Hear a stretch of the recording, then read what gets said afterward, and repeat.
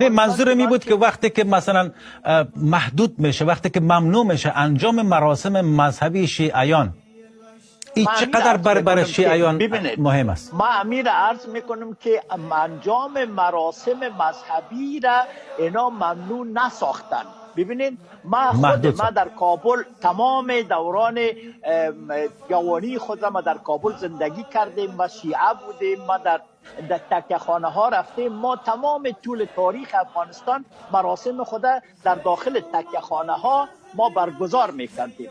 حالا از ایران پدیده های تازه در افغانستان آمده، دروازه های به اصطلاح دولتی میزنن، راهبندان ها ایجاد میکنن، یک کارنیوال جور کرده ایرانی ها، سقاخانه ها و پول ایران در اونجا دایر میشه و نه تنها در مناطق هزاره‌نشین و شیعه‌نشین بلکه در سایر نقاط شهر کابل اینا این سقاخانه ها را و این دروازه های دولتی را با عکس ها و با پلاکارد ها برپا میکنن و مزاحم مردم دیگه میشن.